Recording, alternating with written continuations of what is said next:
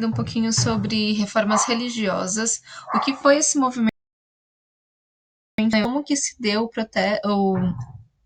esse movimento de protestantismo contra a Igreja Católica e quais foram os seus desdobramentos a partir desse processo.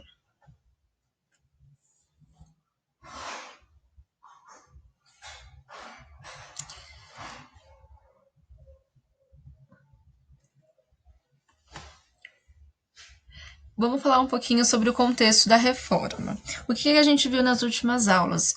Vimos a expansão marítima, né, realizada aí pelos estados portugueses e espanhóis. Vimos o mundo antes do século XVI. A gente já está falando da Idade Moderna, que passa por uma transição feudo-capitalista no sentido da economia. A gente está com o mercantilismo como vertente aí econômica que vai mobilizar e transacionar as relações econômicas baseadas no comércio. E a expansão marítima, né, foi um momento que era uma das bases do colonialismo, baseados aí nas colônias da América. Então a gente já está na Idade Moderna.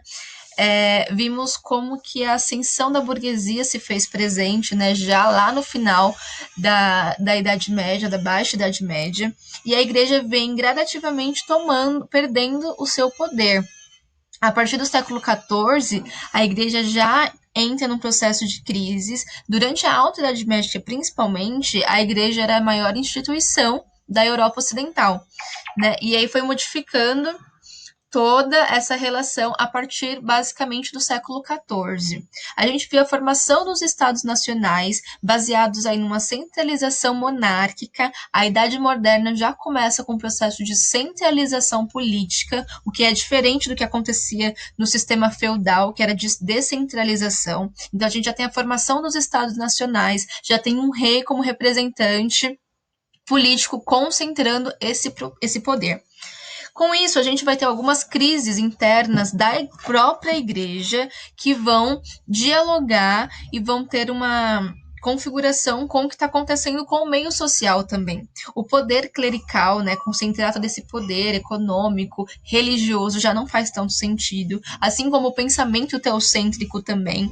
A gente está passando por um momento já de renascimento, de mudanças do pensamento que estava sendo muito difundido na Idade Média. Então, são transformações sociais que vão serem atingidas, né, no contexto religioso também. Então, o momento de reforma religiosa, a gente pode estar considerando como a quebra do monopólio católico sobre o cristianismo. A gente não vai deixar o cristianismo ele não vai deixar de existir no contexto europeu, mas vai haver outras formações da base cristã. Então é o monopólio da Igreja Católica que vai ser quebrado sobre a vertente do cristianismo na Europa Ocidental. Essa é basicamente uma definição mais resumida do que foi as reformas religiosas. E aí a gente vai ter um cenário, né? E as causas que levaram isso da igreja com a venda de indulgências, essa vai ser um dos principais pontos que vão ser questionados e criticados à igreja. As indulgências são basicamente os perdão, né? O perdão que os representantes religiosos, os papas, eles concedem aos fiéis. E aí a gente vai ter a mercantilização desse perdão.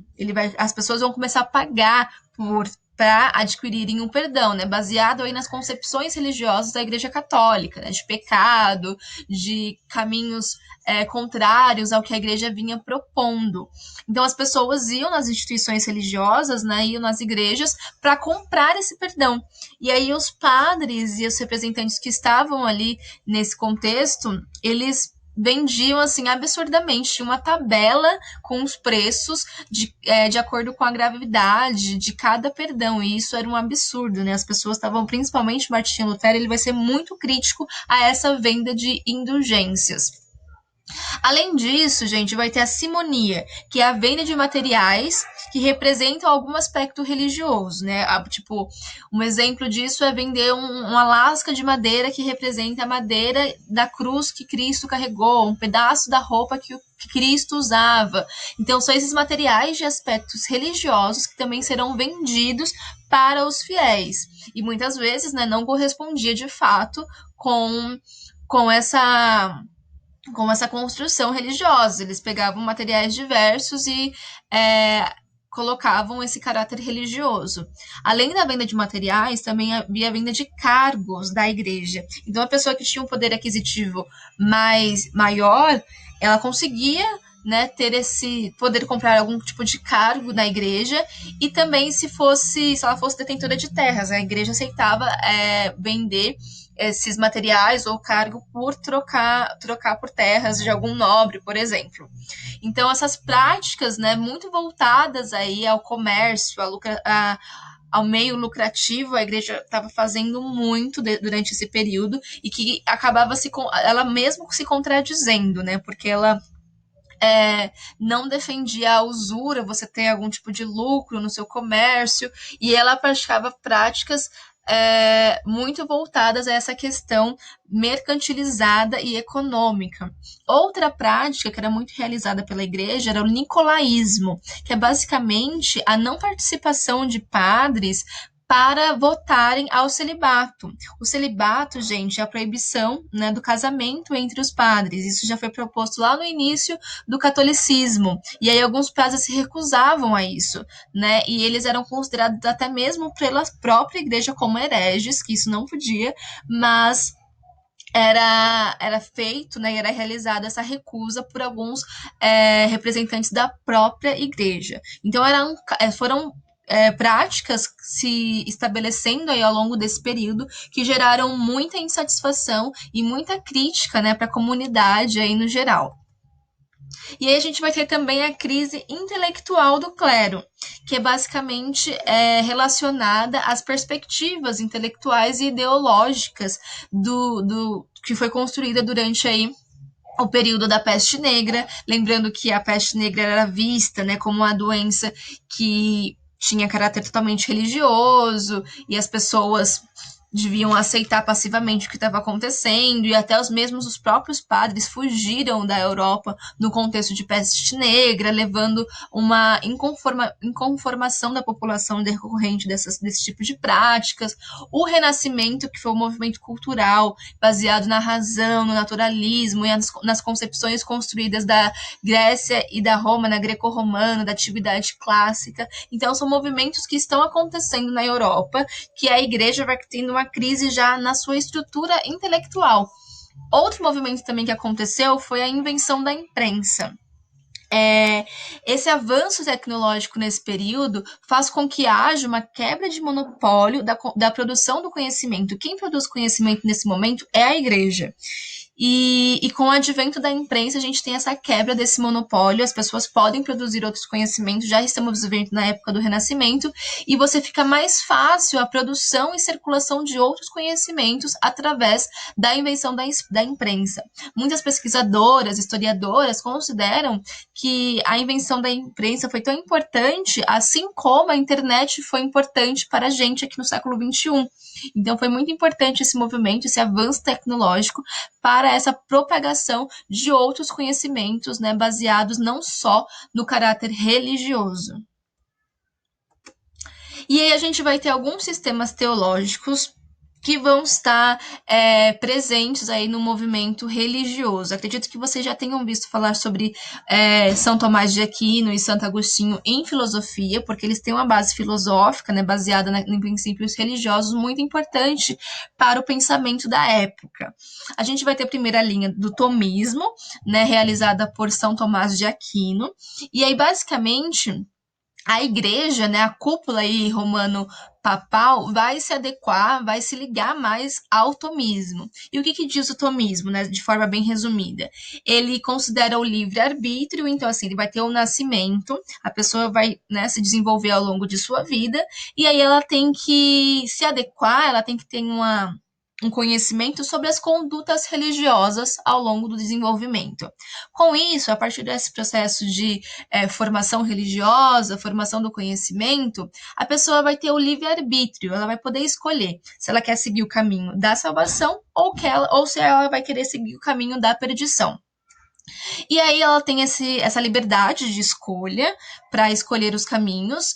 E se ela escolher o caminho da salvação, ela vai ter o conhecimento, né, das boas práticas religiosas junto à realização de boas obras, né, baseadas aí nas concepções da igreja, da religião. E diante disso, diante de uma escolha de um bom caminho e com essas boas práticas, ela vai ser levada à salvação. Então a igreja, né, muito dos papas acreditavam nesse processo. A pessoa ela nasce livre, ela sabe, tem que ter o discernimento de saber o caminho bom e o caminho ruim. Ela escolhendo o caminho bom e realizando boas práticas, ela chegará à salvação. Então a salvação ela é feita através basicamente do livre-arbítrio. Já a linha agostiniana, que é do Santo Agostinho e que vai ser mais aderida pelos reformistas, né, pelos protestantes reformistas, vai ser que não há livre-arbítrio, a pessoa só consegue chegar na salvação pela fé. Então a pessoa ela nasce com o seu caminho já predestinado. Então Deus já predestinou todo o caminho de uma pessoa, desde o nascimento até a morte, e ela não tem um livre-arbítrio. Com isso, né, a salvação vai ser só dada pela fé. Na agostiniana também critica muito as indulgências, né, realizadas, por isso que os reformistas, principalmente Martinho Lutero, vai seguir a linha agostiniana, por conta dessa crítica veemente às indulgências, à venda do perdão. E a gente tem a questão aí dos protestantes reformistas mais adeptos à linha agostiniana.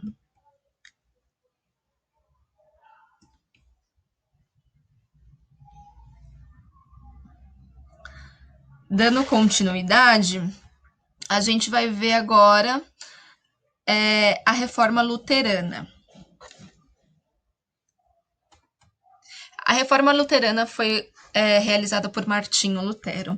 Martinho Lutero, gente, ele foi um monge agostiniano e ele era professor de teologia na Alemanha, né, que era o antigo Sacro Império Romano Germânico. Então a gente vai ter a participação desse monge, ele tinha um grau de intelectual muito grande, ele era muito influente, né, na instituição católica, e ele foi contra vários dogmas do catolicismo romano. Quanto mais ele estudava, mais ele tinha várias críticas, né, aos dogmas construídos aí ao longo da formação do catolicismo romano. E aí ele contestava, sobretudo, o comércio das indulgências. Era uma das grandes críticas que o Martinho Lutero fazia à igreja. E o que ele pregava? Né? Por ele ser de uma base agostiniana, ele pregava a vertente teológica da predestinação, né? Então os indivíduos ele nascem com seu destino predestinado, e a salvação pela fé. Com isso, a principal obra que o Martinho Lutero fez foi as 95 teses, né?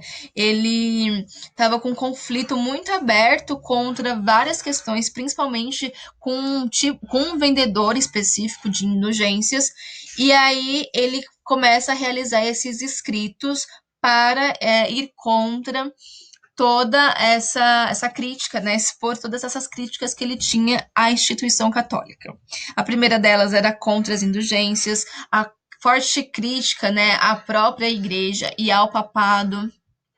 Com isso, gente, ele vai receber um apoio muito grande da nobreza. O Sacro Império Romano Germânico, né, que é a atual França, a atual Alemanha, na verdade, teve um processo de desenvolvimento agrícola, uma transição feudo-capitalista um pouco mais demorada que os outros países.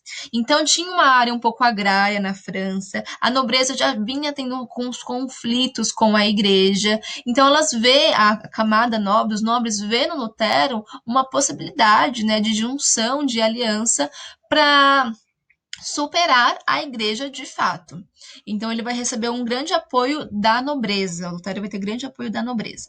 Em 1521, ele vai ser excomungado da igreja a partir da Dieta de Worms, que basicamente foi uma formulação de normas que o Lutero deveria seguir.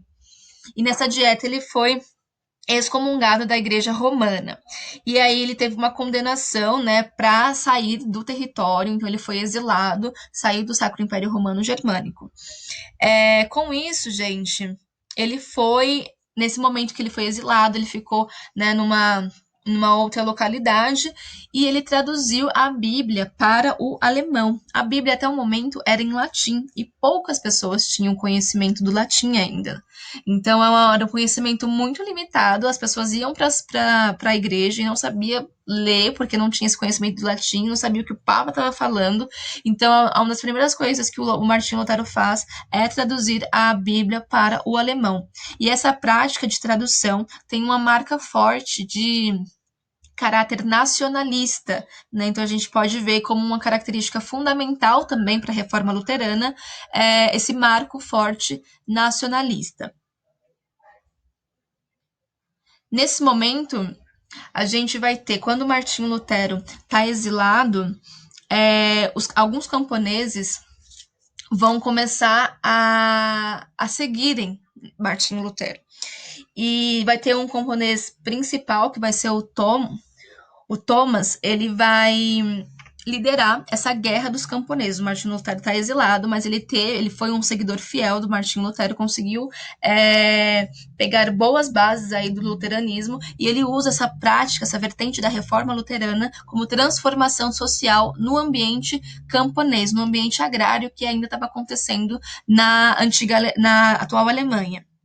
E foi o movimento dos anabatistas. Basicamente, essa população agrária vivia ainda sob umas condições do feudo, lá da Idade Média, e eles queriam transformar, eles queriam o fim dos privilégios feudais, principalmente contra a nobreza. Então, os anabatistas, eles queriam transformações sociais, e eles tiveram como principal vertente ideológica a reforma luterana que estava acontecendo. Esse movimento vai ser interessante porque quando Martinho Lutero ele volta do exílio, ele não é a favor aos anabatistas, ele vai meio que vai ser contra esse movimento dos anabatistas, e aí a nobreza cai em cima deles e morre basicamente cerca de 10 mil, se eu não me engano, camponeses. Então foi um movimento de transformação social que não deu muito certo, porque o Martinho Lutero, por ver que eles eram contra, né, não fazia muito sentido, para ele não ia ser favorecido se ele fosse a favor aí dos camponeses, porque eles tinham como base uma transformação social que ia contra a nobreza. Então ele não vai se adequar, ele não vai ser adepto a essa luta, e os camponeses vai, né, sofrer vários conflitos e vão morrer pessoas. E aí, com isso, a gente vai ter em 1530 já a confissão aí de Augsburgo, né, colocando a fundamentação da doutrina luterana. E aí os princípios, a salvação pela fé, a livre leitura da Bíblia, as pessoas são livres para que elas possam ler a Bíblia, né, não fica só a comando do Papa, a supressão aí do clero regular, do celibato clerical, então os padres não, os representantes religiosos da igreja, eles podem casar, eles podem ter algum tipo de relacionamento, tanto que o Lutero vai ter posteriormente um relacionamento, vai se casar e tudo mais, e a supressão também de imagens religiosas, são a base dos movimentos das religiões protestantes que a gente tem atualmente no Brasil, principalmente. A manutenção de apenas 2 sacramentos, que é o batismo e a Eucaristia, né, que é a Santa Ceia, a utilização do alemão em lugar do latim nos cultos, isso facilita muito bem a comunicação e o que está sendo dito. Lembrando, gente, que quando Martinho Lutero ele começa a traduzir a Bíblia, ele muda algumas coisas de acordo com as suas intenções da reforma luterana. Então, há algumas alterações também nos escritos bíblicos. Vai ter a consubstanciação, que é o pão e o vinho vão representar o corpo de Cristo, e a submissão da igreja ao Estado. Isso é muito importante, gente, entender essa submissão da igreja ao Estado, porque a gente já está caminhando para um processo absolutista que vai acontecer na Idade Moderna. Então, essas transformações baseadas nas reformas religiosas, reforma luterana, né, no caso que a gente está vendo aqui, ela já vai dar um campo social e um campo político-religioso para o que vai ser posteriormente o absolutismo. Então, a igreja já está submissa ao Estado. O absolutismo é a centralização de um Estado na figura do rei. Então, a gente já tem o início e a formação desse cenário. E quais foram os desfechos aí da reforma, né? A dieta de Spira basicamente foi tentar controlar um pouco essa expansão da fé luterana que estava se expandindo no território da Alemanha. Eles colocavam aí algumas localidades que deveria acontecer, mas outras não. E acabou não dando muito certo porque a expansão foi muito grande. Em 46, o Lutero morre e ele não chega a ver a sua luta, né, religiosa sendo proclamada como liberdade. Só após a morte dele, em 55, que vai ser considerada a liberdade de culto do luteranismo, né, chamado Paz dos Augsburgo. Então a gente vai ter a parte só depois da morte de Lutero que vai ser consolidado aí a liberdade de culto, e eles vão colocar o lema, né, cada príncipe com a sua religião, dando aí a liberdade religiosa para cada representante político. Então essa foi a reforma luterana de Martinho Lutero. Eu coloquei aqui uma fotinha dele quando ele foi exilado, né, uma representação aí do momento que ele foi exilado, que ele estava traduzindo aí a Bíblia para o alemão. Aqui o Sacro Império Romano Germânico, aqui o Reino da França do lado, o Reino da Polônia, Inglaterra, os reinos, né, de Castela, de Aragão. Então aqui está a localização do Sacro Império Romano Germânico, que vai dar início só depois à Alemanha atual. Agora vamos falar um pouquinho da Reforma Calvinista. A Reforma Calvinista aconteceu na Suíça, né, com o líder João Calvino. João Calvino era um seguidor inicial do Martinho Lutero. Ele foi muito influenciado pela Reforma Luterana, e ele também realiza uma obra chamada Instituição da Religião Cristã. A defesa do Calvino, né, era também a predestinação, mas a predestinação absoluta da alma. Então, a pessoa ela nasce já com sua alma predestinada absolutamente, e aí cabe ao indivíduo se atentar aos sinais divinos ao longo de sua vida para saber se ele é um bom servo, né, se é um fiel bom, e se está preparado aí para a passagem aí para o reino dos céus, por exemplo. Então, a pessoa, quando ela nasce predestinada, inicialmente, ela vai ter um dom. Ela nasce com um dom, um tipo de vocação. E através desse dom, e se ela consegue, né, ter uma boa identificação desse dom, ela vai desenvolvê-lo e vai trabalhar a partir dessa vocação dela. Então, o trabalho é uma base aí fundamental, é um sinal de salvação. Se você tem adquirido um bom trabalho, se você é um esforçado, se você consegue manter sua renda econômica, né, crescendo, mesmo que você venha de uma camada pobre, e depois você vai, através do seu trabalho, da sua vocação, crescendo economicamente, já são sinais que você é um escolhido. E aí, com isso, você tem que fazer o quê? Você adquire, né, uma renda econômica significativa, mas você não gasta esse dinheiro, você tem que acumular essa riqueza. Então, quanto mais riqueza você for acumulando, mais evidencia, é um sinal que se evidencia cada vez mais que você está salvo, que você foi um escolhido aí para ter essa alma liberta, basicamente. E isso, gente, essas práticas calvinistas, elas se ligam muito ao que a burguesia pratica. A burguesia já num espírito do capitalismo. Você trabalha muito, você tem esse acúmulo de riqueza, você tem essa renda, né? E essa renda, ela pode ser transformada em mais renda. O capital é isso, né? O capital não é só você ter dinheiro, é você ter dinheiro, aplicá-lo e fazer com que haja essa rotação econômica. Então, a gente vai ter nesse momento essas pessoas fazendo isso, né? Então, a prática de empréstimo de dinheiro, você emprestar dinheiro e depois você cobrar esse dinheiro com juros, vai ser muito realizada. E os calvinistas, eles vão, né? Principalmente João Calvino, ele vai ter um apoio direto da burguesia. O João Calvino ele foi muito influente, ele vai até participar do governo da Suíça, e a burguesia vai estar assim juntamente com ele. Na Reforma Luterana a gente teve a nobreza junto com Martinho Lutero. Aqui no João Calvino a gente tem a burguesia muito junta ao João Calvino.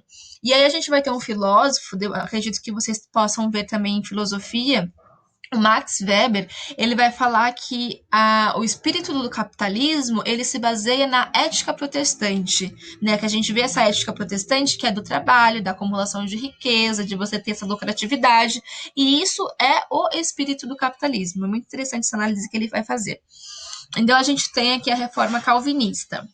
Aqui eu coloquei um trechinho do João Calvino falando, né, dos seus sermãos sobre és rico, isso não é teu bel de prazer, você tem que acumular, né, todo esse dinheiro, essa riqueza, não basta ser somente rico, você tem que acumular, você tem que multiplicar esse dinheiro, essas coisas que norteiam, né, o próprio capitalismo. Depois da reforma calvinista, a gente vai ter a reforma anglicana. A reforma anglicana ela ocorreu na Inglaterra. A Inglaterra, né, já com um representante aí centralizado que foi o rei Henrique VIII. O rei Henrique VIII vai ter alguns conflitos com a igreja, porque na época, gente, ele vai querer que haja a anulação do seu casamento com a Catarina de Aragão. A Catarina de Aragão era tia de um representante lá do Sacro Império e tinha ligações fortíssimas com a igreja. E aí o Henrique VIII vai querer a anulação do casamento e a igreja vai se negar, porque na época não havia divórcio. A igreja tinha que intermediar todos os casamentos e ela anulava ou não. E aí a igreja ela se recusa a fazer isso e o Henrique VIII ele se rompe, né? Começa o processo de rompimento com a igreja.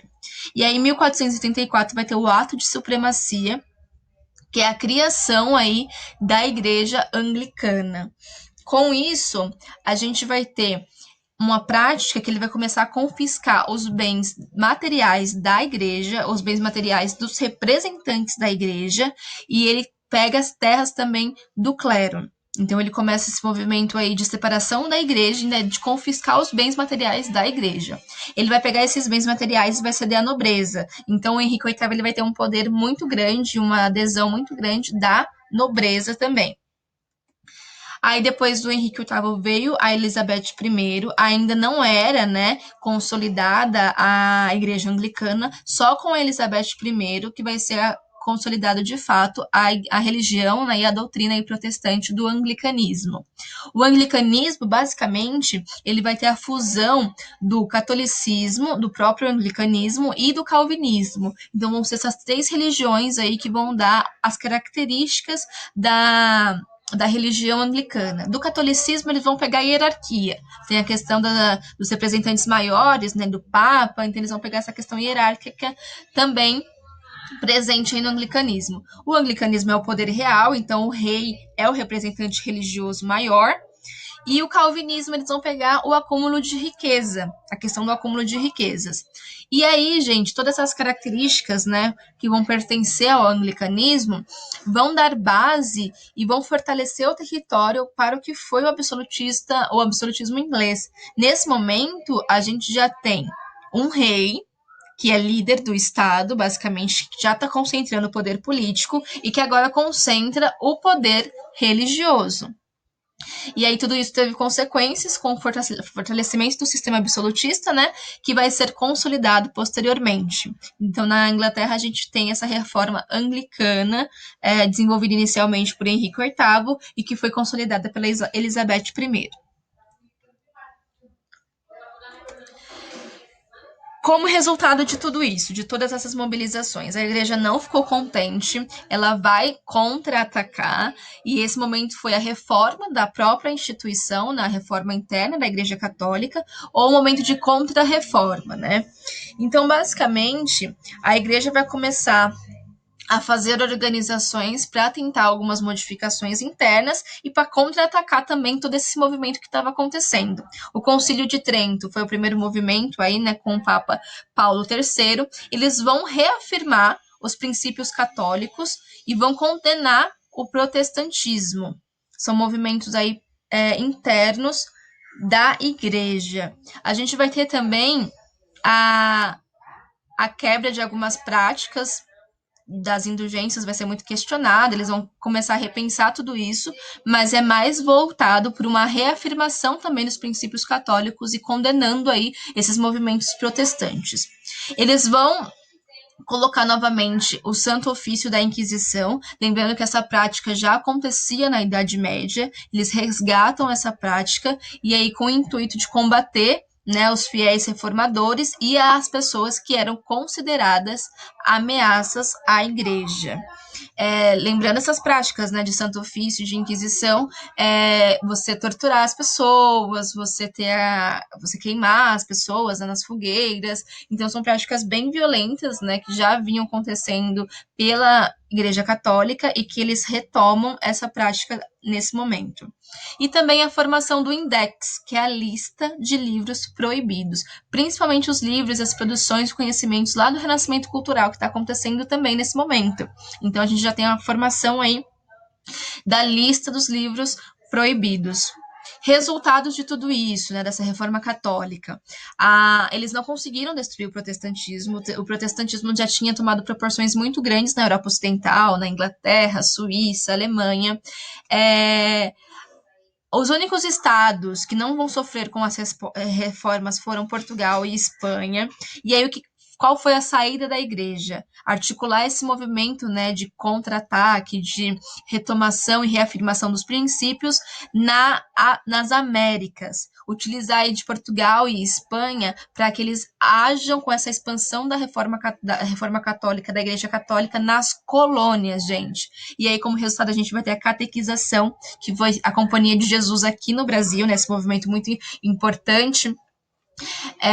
E Portugal e Espanha, eles não vão sofrer com essas reformas, então eles vão atuar como intermediadores de colocar essa expansão da Igreja Católica nas colônias, na América, principalmente na América Central e América do Sul. Tanto que Portugal, ele vai criar um tribunal da Inquisição portuguesa e muitas pessoas que aqui no Brasil eram consideradas ameaças, que eram denunciadas à igreja, elas eram levadas a esse tribunal inquisitorial de Portugal. Então, não bastasse a pessoa já estar sofrendo com as invasões portuguesas, com toda essa catequização da Igreja Católica, se ela fosse considerada ameaçada, se ela fosse denunciada, ela ia ser levada através das embarcações para Portugal para ser condenada nesse tribunal.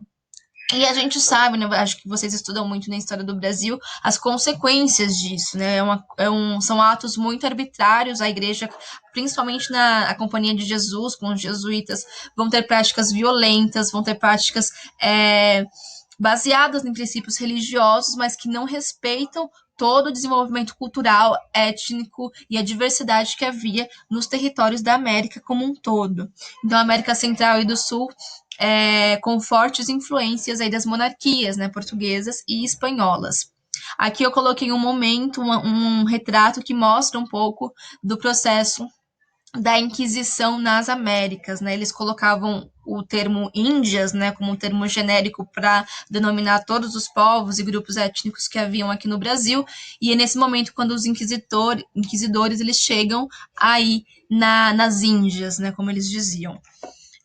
Então, basicamente, foi esse movimento, gente, essa construção aí das reformas protestantes, lembrando que a Igreja Católica ela não conseguiu expandir tudo isso e que gerou, né, consequências muito grandes no território mesmo europeu, baseados posteriormente no absolutismo, que vai ser o novo sistema político, econômico e social da Idade Moderna, as consequências disso para a América, a expansão do catolicismo nas Américas e essa atuação da Igreja, né, em tentar resistir esse poder aí religioso.